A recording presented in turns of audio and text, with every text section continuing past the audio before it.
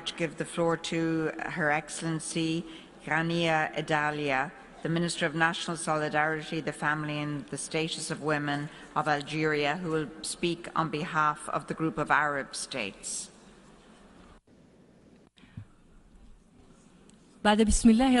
In the name of God, the merciful, the compassionate, blessings and peace be on the most honorable of the apostles, Madam Chairman of CSW, ladies and gentlemen, representative of the media, God's peace and blessings be upon you. Allow me to begin my word on behalf of the Arab group by extending our sincere condolences to the UN family and the Ethiopian government and the bereaved families of the painful tragedy that befell the flight recently. After that, I would begin to read a summary of my intervention. The Arab group, which I have the honor to chair, views the current session of this Commission on the Status of Women with great interest and pins great hopes on it, since it is the roadmap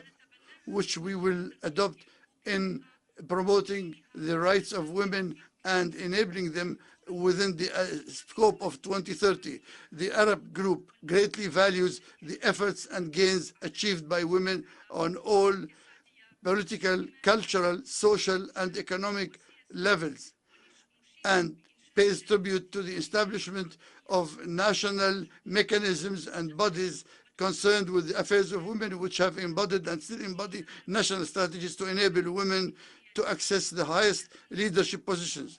However, the socio-political and economic circumstances in some Arab states has led to an erosion of the gains achieved by development plans formerly adopted, and in view of the proliferation of the terrorism phenomenon and the aggravation of armed conflicts and their multiple effects on civilians, including women and children, and the continued suffering of the Palestinian women under Israeli occupation, seen by some states in the Arab group, has imposed on women and girls new challenges such as the proliferation of poverty, sexual violence, and the incomplete health and education service. I cannot but seize this great opportunity to renew our commitment as an Arab group to the implementation of the provisions of Arab and national charters on the promotion of women to enjoy their basic rights on an equal footing with men and boys, as compatible with the particularities of Arab states, as an appreciation of the magnitude of the responsibility of the Arab groups in keeping up with the SDGs, especially the fifth goal regarding gender equality and empowerment of women. We will be committed to the implementation of the strategic plan of the agenda for the development of Arab women, and providing from the importance of integration of women in the market, in the labor market, to achieve gender equality, and in order to promote the living standards of women and girls and diversify their livelihoods. In addition, in accordance with national priorities, we affirm our determination to continue the efforts to elevate the role of women in the context of achieving gender equality and enable all women and girls in cooperation with regional and international cooperations, in civil society organizations and United Nations, in order to promote the unity of the Arab position in Arab fora and to achieve consensus on the regional level regarding the final conclusions of the current session. Ladies and gentlemen, I would like to indicate the most important documents in the communique of the Arab group, of the regional group of the 63rd CSW, chaired by the People's Democratic Algerian Republic, the chair of the Arab Women's Group for February 2019, in cooperation with the UN Women and ESQA, to coordinate the unified Arab position and define the priorities of the region on the questions to be raised during this session, although the full version will be published on the official website of the committee. We, the female and male ministers and representatives of national mechanisms concerned with the affairs of women in the states members of the Arab League participating in that meeting, we agreed on affirming our commitment to the following. First, forge ahead in aligning strategies, legislations, and laws in each state to align them with the implementation of Security Council resolution on women, peace, and security, 1325, and subsequent resolutions, the strategy, and the executive regional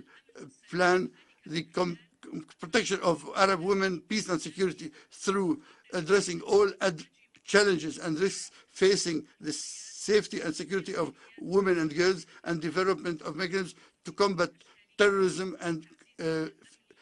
extremism in all their forms, to uphold security and peace in the Arab region, urging the international community to support political solutions to conflicts and crises and occupation experienced by the Arab region, and shouldering the burdens of the crisis of the flow of refugees and displaced to